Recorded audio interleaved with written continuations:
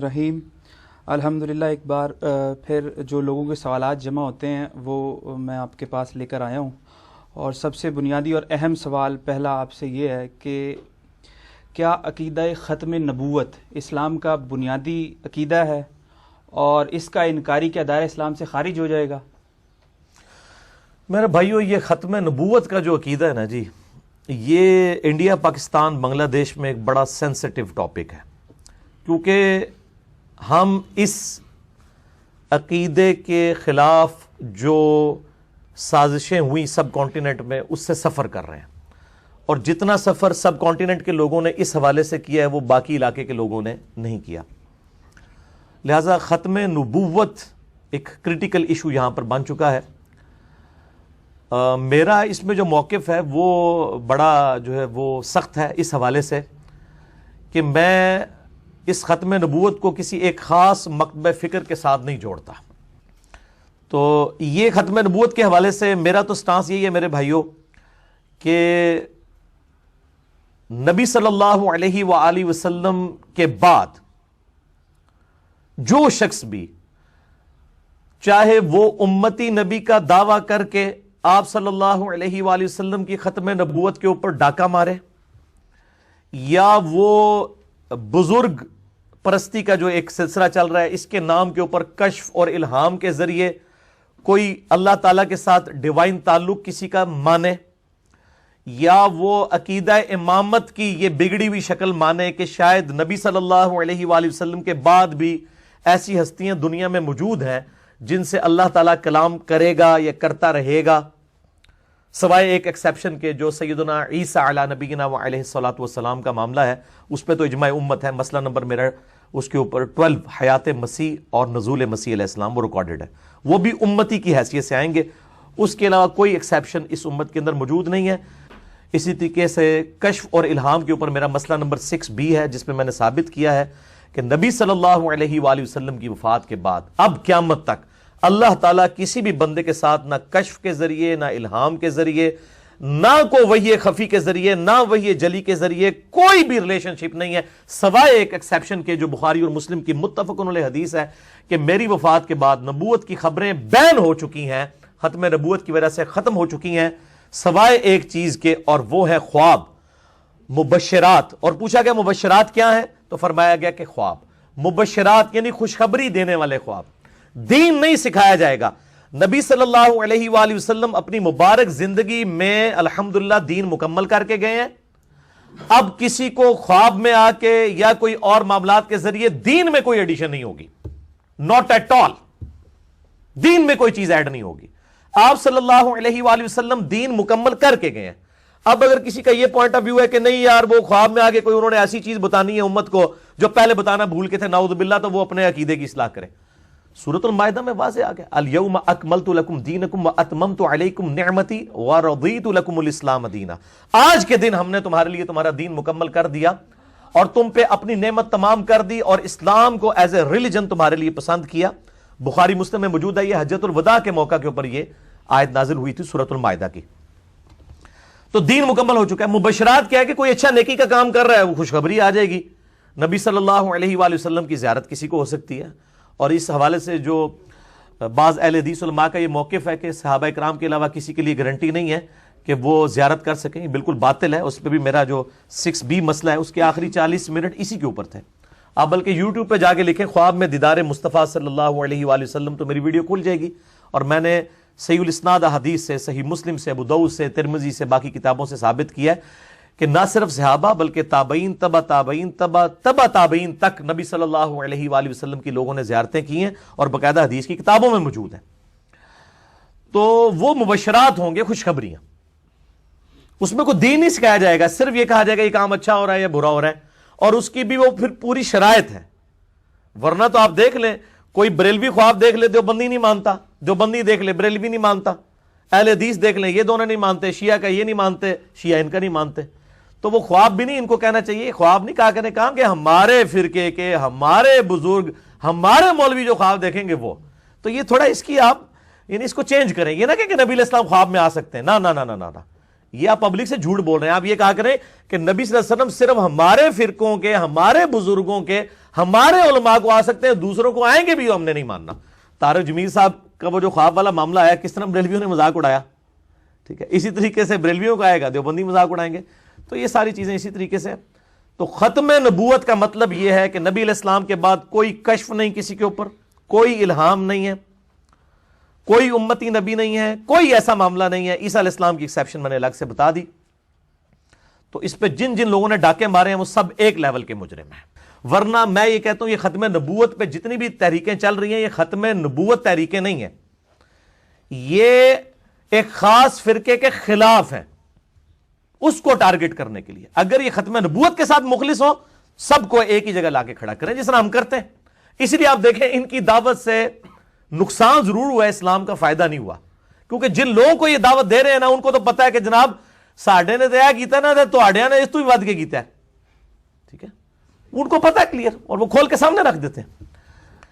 باقی قرآن حکیم بالکل اپنے عقائد اور نظریات کے اندر واضح ہے. میں نے مسئلہ نمبر 40 ریکارڈ کروا دیا ہے ختم نبوت کے اوپر، اور اس میں جو خاتم اور خاتم کا دھوکہ دیا جاتا ہے اور اس طرح قرآن حکیم سے آؤٹ آف کانٹیکسٹ آیات پیش کر کے اپنا لقمہ قرآن کے منہ میں ڈالنے کی کوشش کرتے ہیں، وہ بالکل غلط ہے. ختم نبوت کے حوالے سے الحمدللہ اجماع امت ہے، اور اجماع خود اتنی بڑی دلیل ہے کہ میں اکثر کہتا ہوں کہ قرآن کی اتھینٹسٹی اجماع امت ہے. قرآن ہمارے سامنے نازل نہیں ہوا، عملی تواتر اور اجماع امت نے اسے ٹرانسفر کیا ہے. بالکل اسی طریقے سے ختم نبوت کے عقیدے کو بھی عملی تواتر اور اجماع نے ٹرانسفر کیا ہے. اگر قرآن پاک بخاری مسلم میں حدیثیں نہ بھی ہوں تب بھی امت کا اجماع ٹرانسفر کرتا آیا ہے کہ ختم نبوت ہو چکی ہے، اب اور کسی پیغمبر نے نہیں آنا. وہ تو درجنوں آیات ہیں قرآن حکیم میں. یعنی اللہ تعالیٰ فرماتا ہے سورہ فاطر کے اندر، اعوذ باللہ من الشیطان الرجیم، وَإِن مِّنْ أُمَّةٍ إِلَّا خَلَا فِيهَا نَذِيرٌ. کوئی بھی امت ایسی نہیں گزری جس کے اندر کوئی نہ کوئی پیغمبر ڈر سنانے والا نہ آیا ہو. پھر سورہ سبا کے اندر آیا وَمَا أَرْسَلْنَاكَ إِلَّا كَافَّةً لِلنَّاسِ بَشِيرًا وَنَذِيرًا. اے محبوب صلی اللہ علیہ وآلہ وسلم، ہم نے آپ کو پوری انسانیت کے لیے خوشخبری سنانے والا اور ڈر سنانے والا بنا کر بھیجا. لیکن اکثر لوگ نہیں جانتے. تو اس سے بالکل کلیئر ہو گیا کہ آپ صلی اللہ علیہ وآلہ وسلم جب پوری انسانیت کے لیے آئے ہیں تو اب اس کی گنجائش ہی نہیں ہے کہ کوئی اور پیغمبر آئے. اور پھر کیٹاگوریکل مینشن ہو گیا سورہ الاحزاب کی آیت نمبر 40 میں، ما کان محمد ابا احد من رجالکم ولکن رسول اللہ وخاتم النبیین. محمد صلی اللہ علیہ وآلہ وسلم تم مردوں میں سے کسی کے باپ نہیں ہیں، بلکہ وہ تو اللہ کے رسول ہیں اور خاتم النبیین ہیں، نبوت کی مہر ہے اور نبوت کی سیل بھی ہے. دونوں چیزیں اس کا ترجمہ ہوگا. خاتم مہر کو بھی کہتے ہیں اور سیل کو بھی کہتے ہیں. اور ظاہر ہے کہ ڈاکومنٹ کے اینڈ کے اوپر مہر لگائی جاتی ہے. یہ وہ جج بھی آپ کو پتا ہے نا، جب ڈیسیژن کرتا ہے اینڈ پہ جا کے قلم توڑ دیتا ہے، یہ وہ ڈاکومنٹ کے اینڈ کے اوپر سگنیچر کیے جاتے ہیں، یہ مہر لگائی جاتی ہے. جج بھی بیٹھے ہوئے ادھر. تو وہ اس لیے ہوتا ہے کہ تاکہ یہ چیز اسٹیبلش ہو جائے کہ اس کے بعد اب اس ڈاکومنٹ میں کوئی چیز ایڈ کرنا جرم ہے. اگر آپ سٹیمپ اس سے مراد لیتے ہیں، اور اگر آپ سیل مراد لیتے ہیں تو آج بھی آپ دیکھیں ڈاک کے جو لفافے ہیں وہ سیل ہو کے جاتے ہیں، تالے بھی سیل کر دیے جاتے ہیں تاکہ اگر کوئی اس کے ساتھ ہیرا پھیری کرے تو پتہ چل جائے کہ یار اس میں کسی نے. تو نبی صلی اللہ علیہ وآلہ وسلم سٹیمپ آف دا پروفٹ بھی ہیں اور سیل آف دا پروفٹ بھی. سٹیمپ کا یہ مطلب لینا کہ آپ کے بعد جتنے پیغمبر آئیں گے وہ مہر لگوا کے آئیں گے، تو یہ تو مطلب اپنا لقمہ قرآن کے منہ میں ڈالنے والی بات ہے. قرآن پاک کے زمانے کے اندر جب یہ قرآن نازل ہوا ہے وہ اپنے نظریات کے اندر بالکل واضح ہے. اور پھر صحابہ کرام نے کیسے سمجھا اور آگے کیسے ٹرانسفر کیا. اور اس میں آپ دیکھیں کہ بڑی انٹلیکچوئل بات کی گئی ہے کہ نبی صلی اللہ علیہ وسلم تو مردوں میں سے کسی کے باپ نہیں ہے، بلکہ وہ تو اللہ کے رسول اور خاتم النبیین ہے. یعنی خاتم النبیین یا خاتم دونوں میں معنی درست ہیں. خاتم کا لفظ احادیث میں ہے بخاری مسلم میں، خاتم کا قرآن میں. خاتم کہتے ہیں ختم کرنے والا، مکمل کرنے والا. تو آپ صلی اللہ علیہ وآلہ وسلم جو ختم نبوت آپ پر ہوئی ہے، ساتھ ہی کہا گیا آپ مردوں میں سے کسی کے باپ نہیں ہے. کیوں؟ اگر آپ کا بچہ کو مرد کی عمر تک پہنچتا تو آپ کی شان کا تقاضا تھا کہ آپ کے بچے کو بھی پیغمبر بنایا جاتا جس طرح اگلے انبیاء کے بچے پیغمبر تھے. اور زید ابن حارثہ کو کہا جاتا تھا زید ابن محمد، منہ بولے رشتے کی ممانعت کی گئی اسلام میں قرآن کے اندر. اور پھر کہا کہ مردوں میں سے باپ ہی نہیں کس کے، وہ تو اللہ کے رسول اور خاتم النبیین ہے، یعنی ختم نبوت کا تقاضا ہے کہ آپ کا کوئی بچہ جوان ہوگا ہی نہیں، مرد بن ہی نہیں سکتا، کیونکہ ختم نبوت ہو چکی ہے نا، تو مرد کیوں بنے گا بچہ اگر مرد بنتا ہے تو اس کو پیغمبر بنانا ہوگا آپ صلی اللہ علیہ وآلہ وسلم کو پروٹوکول دینے کے لیے. اور یہ بات میں اپنی طرف سے نہیں کہہ رہا، صحیح بخاری میں موجود ہے، سیدنا عبداللہ ابن ابی اوفا رضی اللہ تعالیٰ عنہ وعلیہ السلام المتوفى 84 ہجری، ان سے کسی نے پوچھا، یہ یعنی بہت بعد میں فوت ہونے والے صحاب میں سے، نبی علیہ السلام کے بعد 73 ایئرز تک یہ زندہ رہے ہیں، 84 ہجری میں فوت ہوئے ہیں، بلکہ 86 ہجری میں 75 ایئرز زندہ رہے ہیں، عبداللہ ابن ابی اوفا. ان سے کسی نے پوچھا کہ آپ نے نبی صلی اللہ علیہ وآلہ وسلم کے بیٹے ابراہیم کو دیکھا تھا؟ آپ کا ایک بیٹا ابراہیم بھی تھا، طیب بھی، طاہر بھی، قاسم بھی، 4 بیٹے. تو انہوں نے کہا میں نے ابراہیم کو دیکھا ہوا ہے، اور اگر ابراہیم، وہ تو ابراہیم بچپن ہی میں فوت ہو گیا، عبداللہ ابن ابی اوفا کہہ رہے ہیں اسی حدیث میں، اگر وہ زندہ رہتا تو یقیناً وہ بھی پیغمبر ہوتا. اچھا، اب یہ حدیث بھی ختم نبوت کے اوپر دلالت کرتی تھی، کیونکہ آیا نا کہ محمد صلی اللہ علیہ وآلہ وسلم تو مردوں میں کسی کے باپ نہیں بلکہ اللہ کے رسول ہیں، مرد ان کا کوئی بچہ بن ہی نہیں سکتا، بچپن ہی میں فوت ہو گئے، چھوٹی سی عمر میں فوت ہو گئے، شیر خواری کی عمر میں. تو عبداللہ ابن ابی اوفا نے دیکھیں یہی رزلٹ نکالا، انہوں نے کہا کہ اگر وہ زندہ رہتا تو وہ اللہ کا پیغمبر بنتا، چونکہ اللہ نے ڈیسائیڈ کر دیا کہ کوئی بچہ بڑی عمر تک پہنچے گا نہیں، یہ خاتم النبیین. اور پھر اس میں انہوں نے کہا کہ چونکہ نبی علیہ السلام خاتم النبیین ہے اس لیے وہ جوانی کی عمر تک نہیں پہنچا. تو یہ چیز انڈورس ہو گئی جو میں نے یعنی تشریح کی تھی، وہ ایک صحابی سے بھی ثابت ہوگی صحیح بخاری کے اندر. تو آپ صلی اللہ علیہ وآلہ وسلم کا کوئی بچہ جوانی کی عمر کو نہیں پہنچا. اور آپ حیران ہوں گے کہ وہی ایک خاص مکتبہ فکر جس نے نبی علیہ السلام کے بعد اس طریقے سے ایک جھوٹی نبوت کلیم کی ہے، وہ اسی کو کہتے ہیں دیکھیں جی اس میں تو آیا کہ ابراہیم اگر زندہ ہوتا تو وہ پیغمبر بنتا، تو اس کا مطلب ہے کہ نبوت جاری ہے. یعنی آپ بات کا دوسرا مطلب بھی نکال سکتے ہیں، لیکن یہ اس کے اندر فٹ ہی نہیں بیٹھتا، اس لیے کہ وہ صحابی خود ایکسپلینیشن دے رہے ہیں کہ وہ زندہ اسی لیے نہیں رہا کہ آپ صلی خاتم النبیین ہے. اور دوسرا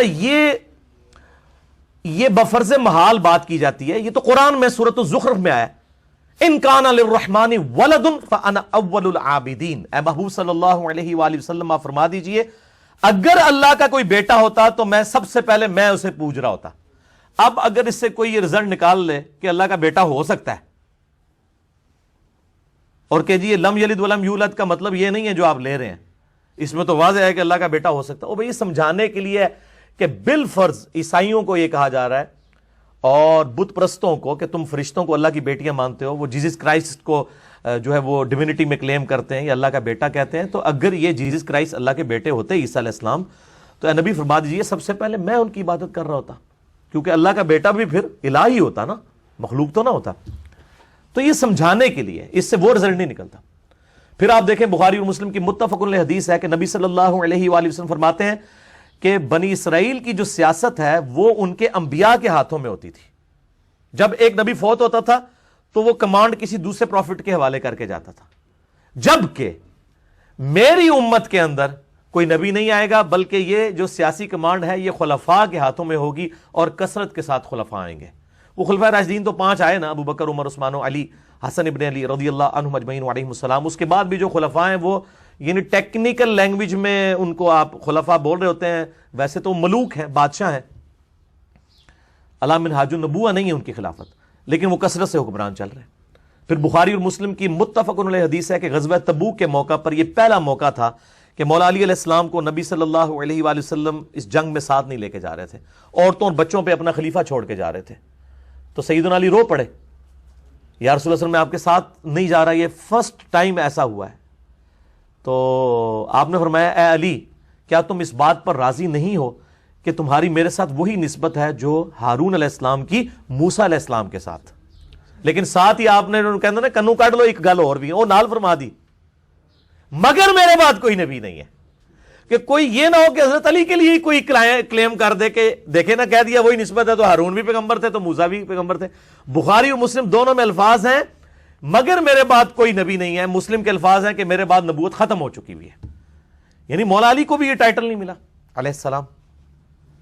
پھر بخاری اور مسلم کی متفق علیہ حدیث ہے کہ میری اور باقی انبیاء کی مثال ایسی ہے کہ ایک بڑی خوبصورت عمارت ہو اور وہ اس میں ایک اینٹ لگنے کی جگہ باقی ہو، جتنے لوگ گزرتے ہوں اس عمارت کی خوبصورتی کا ذکر کریں، لیکن سارے یہ کہیں گے یار یہ ایک اینٹ لگ جائے تو یہ عمارت پرفیکٹ ہو جائے گی، وہ ایک اینٹ میں ہوں۔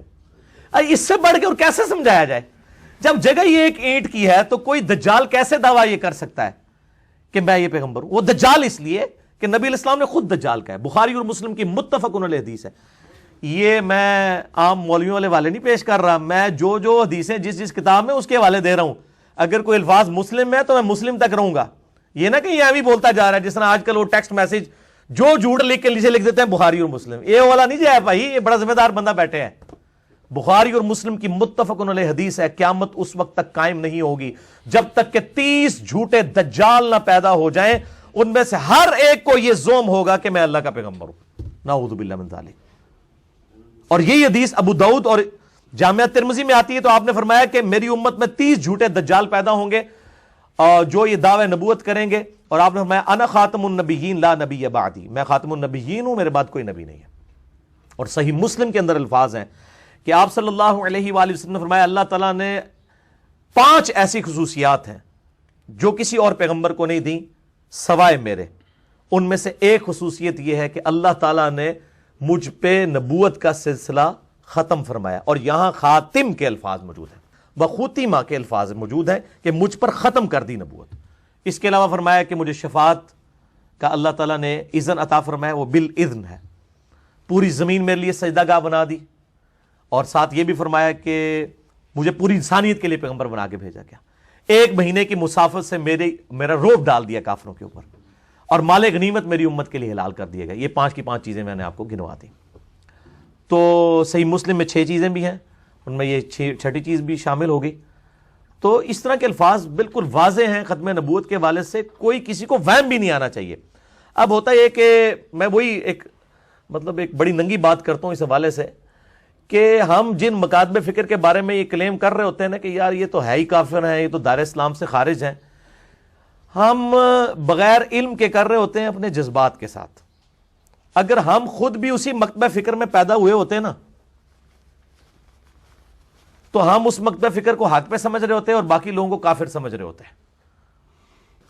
تو اب اگر کوئی قدرتاً وہاں پہ پیدا ہو گیا یا کسی اور بھی جگہ پہ، آپ کا یہ کام نہیں ہے کہ آپ ان کو مارنے پیٹنے کے لیے دوڑ پڑیں، بلکہ علمی طریقے سے ان کی غلطی ان کے پر واضح کریں تاکہ ان کی آنے والی نسلیں اسلام میں واپس آ جائیں، نہ کہ ان کو جو ہے وہ غیر مسلم جو ہے پناہ دیں اور پوری دنیا کے اندر ڈش کے ذریعے اور کیبل کے ذریعے ان کا پیغام پہنچے اور سوشل میڈیا کے ذریعے، اور آپ جناب وہ ہاتھ پہ ہاتھ دھر کے بیٹھے رہیں۔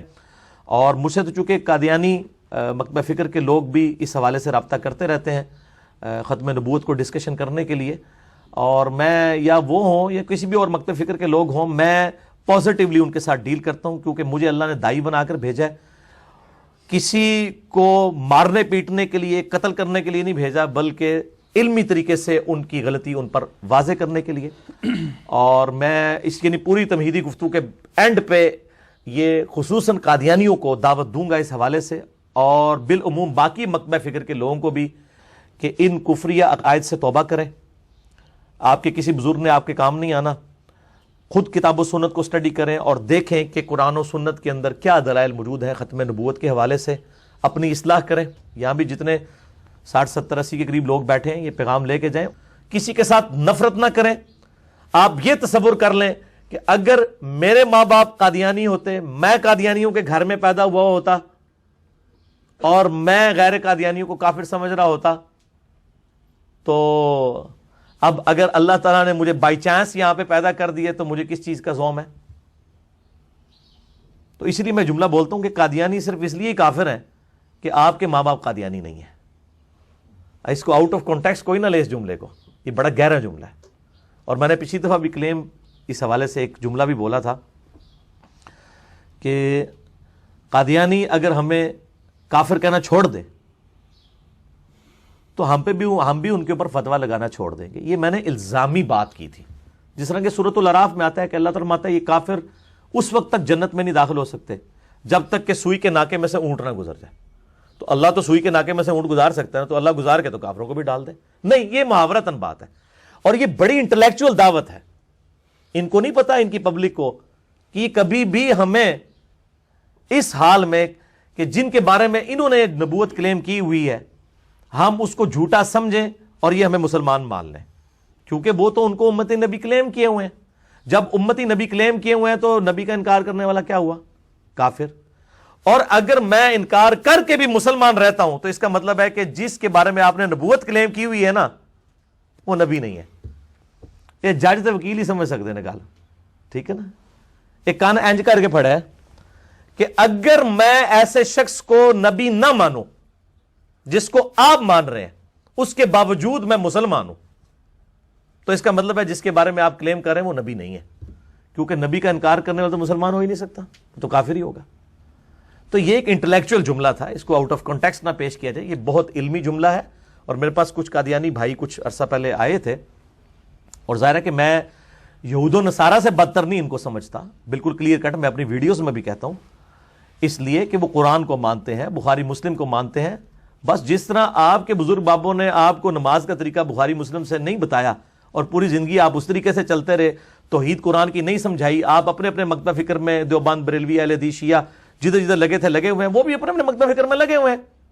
آپ کا کام ہے آپ ان کی اصلاح کریں، اور ہمارا کام ہے کہ آپ کی بھی اصلاح کریں، ٹھیک ہے نا؟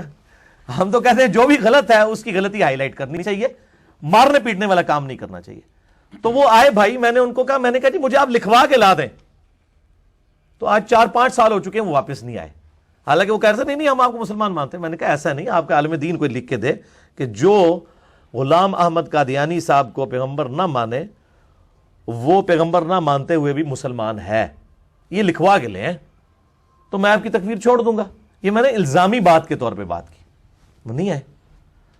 تو اس کے علاوہ بھی کئی ہیں جو ماشاءاللہ رابطہ کرتے ہیں اور ان کی کلیریفیکیشنز ہوتی ہیں۔ اب یہ ایک الگ سے ٹاپک ہے، مجھے کبھی موقع ملا تو میں انشاءاللہ اس پہ ڈیٹیل ڈسکشن کروں گا۔ بل اس وقت میں چاہ رہا ہوں کہ تازہ ایک کتاب چھپ کے آئی ہے، شیخ زبیر علی زئی رحمہ اللہ تعالیٰ کے شاگرد ہمارے جیلم شہر سے غلام مصطفیٰ ظہیر صاحب امن پوری، ان کی کتاب ختم نبوت، یہ جنوری 2018 میں ہی چھپی ہے، اور اگر کوئی اس کا PDF مارکیٹ میں آ گیا تو وہ آپ کے ساتھ شیئر کر دیں گے، میرے علم میں تو نہیں ہے۔ یہ کتاب ان کو ذرا دکھا دیجئے جی، ختم نبوت کے اوپر۔ یہ بڑی پرفیکٹ کتاب لکھی ہے انہوں نے، کچھ چیزیں ہیں جو کمزوریاں ہیں ان کو ان سے قطع نظر، ظاہر ہے انسانی کوشش ہے، کچھ کمزوریاں بھی ہوتی ہیں۔ اوورال انہوں نے الحمدللہ قرآن حکیم کی آیات سے، 40 صحیح اسناد احادیث سے، درجنوں صحابہ کرام کے فتاوی سے، بخاری اور مسلم اور باقی کتابوں سے جو ہے وہ ختم نبوت کے اوپر ڈسکشن کی ہے۔ اور اس کے علاوہ جو قادیانی مکتب فکر کے جو ریزرویشنز ہیں، جو ان کے دلائل ہیں، ان کے بھی بڑے انٹلیکچوئل جواب دیے ہیں۔ یہ آلموسٹ تقریباً 222 پیجز کے اوپر یہ کتاب ہے، تو یہ کتاب آپ ضرور خریدیں۔ اور اس کتاب کا میرا خیال ہے یہ میں نے اس سے کوئی کمائی نہیں کرنی، کوئی یہ نہ سمجھے کہ میں پہ بیچنا وا۔ غلام مصطفیٰ ظہیر صاحب تو مطلب میرے ساتھ سخت ناراض ہیں اپنے مکتب فکر کی وجہ سے، چونکہ وہ ذرا اسٹرانچ قسم کے اہل حدیث عالم ہیں، تو میں چونکہ وہ کرٹیسزم کرتا ہوں تو اس لیے ان کو ہضم نہیں ہوتا۔ بہرحال ہمارا کام تو یہ کہ کوئی بھی اچھی چیز کسی کی بھی ہے وہ شیئر کروائی جائے۔ یہ جو بیت السلام پرنٹنگ پریس، یہ بھی ذرا شیئر کروا دیں، اس پہ موبائل نمبر وغیرہ بھی لکھے ہوئے ہیں تاکہ بیرون ملک لوگوں نے اگر منگوانی ہے یہ کتاب تو ان کو مل جائے گی۔ یہ پاکستان میں تو یہ کتاب مل رہی ہے 250 روپے کی، یعنی میں نے یہ 2 خریدی تھی 500 روپے کی، تو یہ ہائی لائٹ کر دیں جی، اور اتنی قریب سے کریں کہ یہ نمبر پڑے بھی جائیں نا، تاکہ جن لوگوں نے منگوانی ہے وہ پھر منگوا سکتے ہیں۔ پرنٹنگ پریس کا نمبر بھی لکھا ہوا ہے، 250 روپے پاکستانی ہے، اور اگر آپ یعنی ہول سیل پہ منگوائیں شاید سستی مل جائے، تو اتنی زیادہ رقم نہیں ہے۔ ڈالرز میں کتنی بنی جی؟ 250 $2.5 کیا ہے؟ $2.25 کر لیں، آلموسٹ وہ ڈالر ود گیا، تو $2.25 کوئی شے نہیں ہے، ایک کتاب منگواؤ۔ اور ظاہر ہے کہ اس میں چونکہ ہمارے علماء دین کا بھی ایک سلسلہ اس حوالے سے ان کا ایک انکم کا ذریعہ بھی ہوتا ہے، جواز کی حد تک میں اس کو جائز سمجھتا ہوں، اپنے لیے نہیں، علماء کے چلیں ان کے لیے بھی ایک ہیلپ آؤٹ ہو جائے گی یہ چیز۔ باقی چونکہ یہ بہت اچھی کوشش ہے، میں نے ابھی تک ختم نبوت کے اوپر جتنی کتابیں پڑھی ہیں اس سے زیادہ اسٹرانگ کوئی کتاب نہیں ہے، اور انٹرنیشنل نمبرنگ کے اوپر اس پہ حدیث کے نمبرز بھی لکھے ہوئے ہیں، اور بڑی انٹلیکچوئل گفتگو کی ہوئی ہے الحمدللہ۔ تمام احادیث آلموسٹ انہوں نے اس کے اندر کور کر دی ہیں۔ تو اس سے پہلے شیخ زبیر صاحب نے بھی ایک مضمون لکھا تھا، مقالات کے اندر موجود ہے، لیکن وہ اتنا پرفیکٹ نہیں تھا، یہ اس سے زیادہ بہتر ہے۔ یہ ان کے شاگرد ہیں، انہی کے اصولوں کے اوپر انہوں نے احادیث کے اوپر صحت کے حکم لگائے ہیں، اور اکثر احادیث بخاری اور مسلم سے ہیں۔